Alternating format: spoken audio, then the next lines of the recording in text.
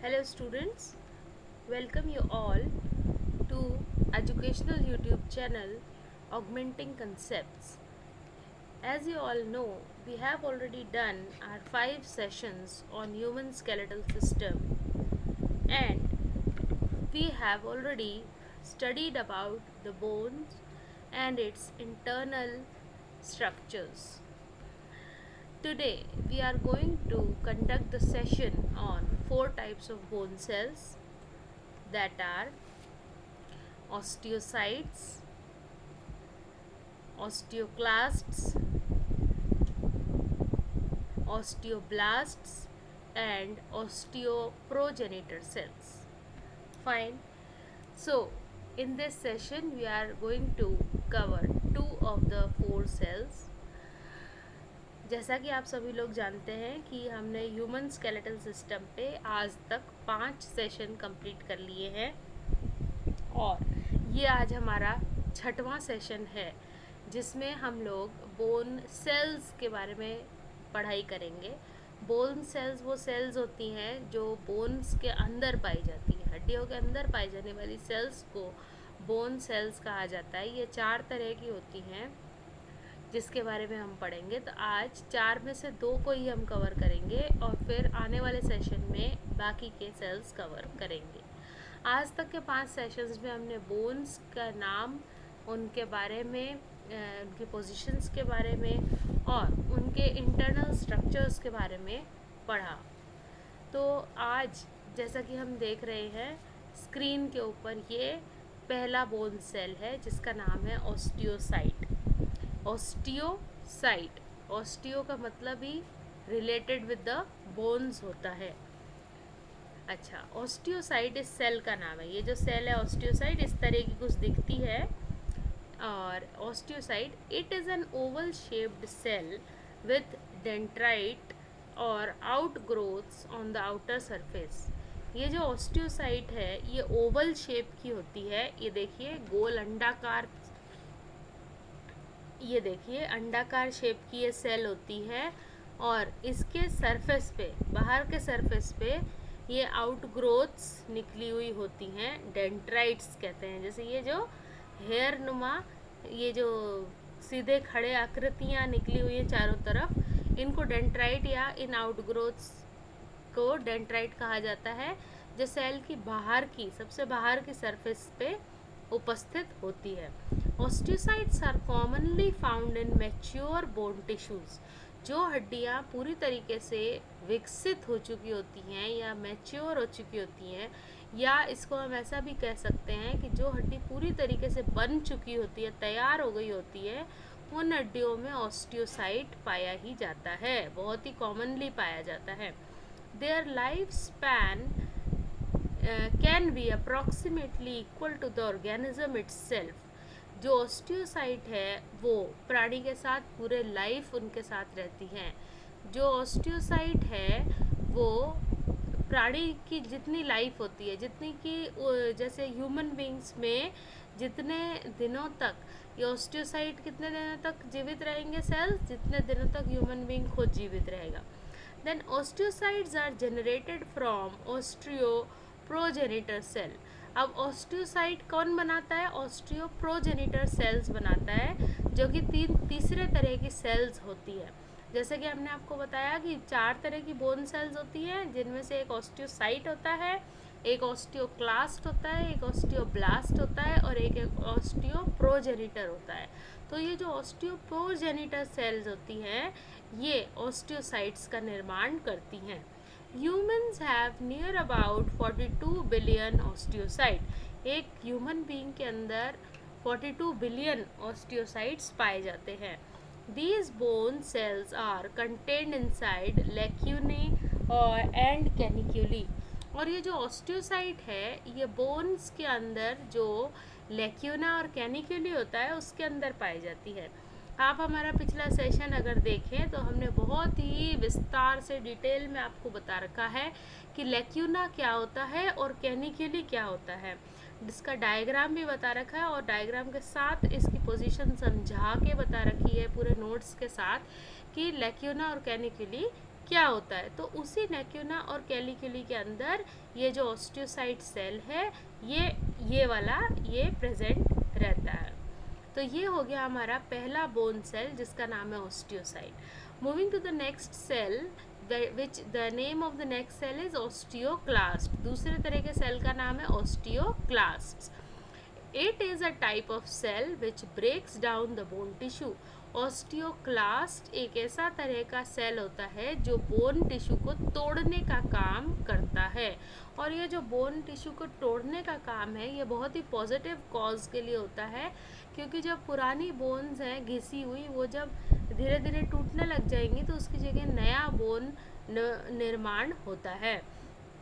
तो देखें, osteoclast secrete N acid and collagenase for disassembling and digestion of composite hydrated proteins and minerals at a very small molecular level। क्या कह रहा है, ये कह रहा है कि जो ये ऑस्टियोक्लास्ट, ये देखिए डायग्राम, ये इस तरीके का दिखता है ये सेल, ठीक है, ये इसका सर है और इसके पैर हैं, ये बोन के ऊपर ये ऑस्टियोक्लास्ट इस तरह से बैठ जाता है और ये जो है जब एक्टिवेट हो जाता है तो ये इनके थ्रू बोन्स को तोड़ना शुरू कर देता है। तोड़ना यानी कि धीरे धीरे घोलना शुरू कर देता है, ठीक है।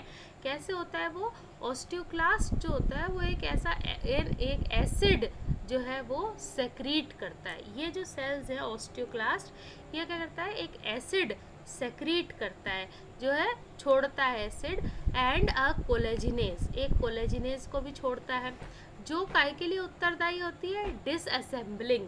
असेंबलिंग का मतलब होता है जोड़ना और डिसअसेंबलिंग का मतलब होता है उनको अलग अलग करना, ठीक है, टुकड़ों में तोड़ देना। तो ये जो एसिड और ये जो कोलेजिनेज है ये बोन को डिसअसेंबल करने का काम करता है एंड डाइजेशन का काम करता है। उनको डिसअसेंबल करके जो बोन के टुकड़े होंगे उनको डाइजेस्ट भी कर जाएगा ये, और digestion of composite of hydrated proteins and minerals. आपको सभी को मालूम है, जैसे हम लोग पढ़ चुके हैं कि बोन्स जो है वो प्रोटीन और मिनरल्स के मिलकर बने होते हैं। तो ये जो, और कैल्शियम तो ऑब्वियसली उसमें होता है, तो ये जो प्रोटीन और मिनरल्स को डाइजेस्ट करने का काम बहुत ही छोटे स्तर पर, मॉलिक्यूल मतलब बहुत ही छोटे महीन बारीक कण के स्तर पर जो है ऑस्टियोक्लास्ट्स करते हैं, ठीक है। अच्छा, उसके बाद अभी आगे आने वाला एक डायग्राम है जिसमें आपको बहुत क्लियर हो जाएगा ये, तो कि किस तरीके से जो ऑस्टियोक्लास्ट है ये किस तरीके से बोन को तोड़ता है और फिर उसको डाइजेस्ट करता है। आगे चलें एक बार, पहले उस डायग्राम पे जाने से पहले हम इसको देखें कि क्यों होता है ये ब्रेकडाउन, ये डिसअसेंबलिंग क्यों होती है और इसका डाइजेशन क्यों होता है। तो यहाँ पे है, this breakdown process is very very important in maintenance and repair, ठीक है। ये जो ब्रेकडाउन का प्रोसेस है, हड्डियों को तोड़ने का प्रोसेस है, ये बहुत ही ज़रूरी होता है हड्डियों के मेंटेनेंस या रख रखाव के लिए, ठीक है। पुराना जो पार्ट एंड रिपेयर, ठीक है, कभी किसी की हड्डी टूट जाए तो उसका रिपेयरिंग इस ऑस्टियोक्लास्ट के द्वारा ही होता है। मेंटेनेंस यानी रख रखाव, कभी कोई हड्डी घिस के पुरानी हो गई है उसकी जगह नई हड्डी का बनना इसी के थ्रू होता है, ठीक है। This whole process can be also called as remodelling of bones, ठीक है। रीमॉडलिंग, मॉडलिंग का क्या मतलब हुआ कि बोन को एक पर्टिकुलर शेप में बनाना, और रीमॉडलिंग क्या हुआ, इसको दोबारा से उसी शेप में तैयार करना। तो इस प्रोसेस को, ये ब्रेकडाउन का जो प्रोसेस है और इसका डाइजेशन का जो प्रोसेस है, ये पूरे प्रोसेस को हम बोन्स की रीमॉडलिंग का प्रोसेस भी कह सकते हैं। This process also regulates the calcium level of blood. अब ये जो प्रोसेस होता है ब्रेकडाउन का, या हम कहें कि रीमॉडलिंग का, दोबारा बनाने का जो प्रोसेस होता है, इससे जो कैल्शियम बोन्स में से निकलती है वो ब्लड के अंदर कैल्शियम के लेवल को बराबर रखने के बहुत ज़्यादा हेल्प करती है, बराबर रखने के बहुत ज़्यादा काम आती है, या बराबर रखने में बहुत ज़्यादा मदद करती है कैल्शियम लेवल को। इतनी बात हो गई क्लियर। तो हमने देखा, तो osteoclast can be seen on the surface of those bones which need remodelling. जिस हड्डी को रीमॉडलिंग की आवश्यकता है उस हड्डी के ऊपरी सतह पर ऑस्टियोक्लास्ट सेल्स पाए जाते हैं। ठीक है, जैसे किसी भी घुटने की हड्डी को रिमॉडलिंग की ज़रूरत है, तो घुटने की हड्डी के सतह के ऊपर हमें ऑस्टियोक्लास्ट सेल्स मिलेंगे। The osteoclasts are located or can be found in ridges called lacunae or resorption bays। जैसा कि हमने आपको बताया लेक्यूना क्या होता है, हमारे पिछले सेशन में अगर आप देखेंगे तो उसमें आपको पता चलेगा कि लेक्यूना क्या होता है। उस लेक्यूना जो है ना, उस लेक्यूना के अंदर ये ऑस्टियोक्लास्ट सेल्स पाए जाते हैं। लेक्यूना को रिसॉर्प्शन बेस भी कहते हैं। These resorption bays are created by erosive action। इरोजिव क्या होता है, आपने सॉइल इरोजन पढ़ रखा है ना, मिट्टी का कटाव, जहाँ से मिट्टी जो है वो ढीली होके बह जाती पानी के साथ। तो यहाँ पर भी ऑस्टियोक्लास्ट सेल्स बोन्स को क्या कर रहे हैं, बहा ले रहे हैं, उनको डिसअसेंबल करके डाइजेस्ट कर रहे हैं। तो इरोजिव एक्शन हो गया, ये बोन्स को गलाना और फिर ख़त्म कर देना, इरोजिव एक्शंस हो गया। तो ये जो रिसॉर्प्शन बेस हैं या जो लेक्यूना है, ये रिजेस होती हैं, मतलब झिर्रियाँ होती हैं। ये झिर्रियाँ बनती कैसे हैं, ऑस्टियोक्लास्ट सेल्स के इरोजिव एक्शन के परिणाम स्वरूप बनती हैं। ऑन द अंडरलाइंग बोन्स, जिन बोन्स के ऊपर ये ऑस्टियोक्लास्ट सेल्स पाए जाते हैं उन पर इरोजिव एक्शन करती है, जिसके परिणाम स्वरूप लेक्यूना और ये सब बन जाता है रिसॉर्प्शन बेस, और फिर वहाँ पर ये रहती हैं। तो अच्छा, ये हमने देख लिया कि ऑस्टियोक्लास्ट सेल्स क्या काम करती हैं, कैसे करती हैं, ये क्यों ज़रूरी है इनका काम करना, और इससे कैल्शियम लेवल किस तरीके से मेंटेन होता है, ये ऑस्टियोक्लास्ट सेल्स कहाँ पाई जाती हैं, और जहाँ पाई जाती है वो जगह बनती कैसे है, ये सब डिटेल हमने देखा। तो आगे वाले डायग्राम में ये देखिए, इस तरीके से ऑस्टियोक्लास्ट सेल काम करती है। ये जो ए डायग्राम है, इसमें ये जो है ये हड्डी है, ये बोन है, ये बी डायग्राम है, ये सी डायग्राम है।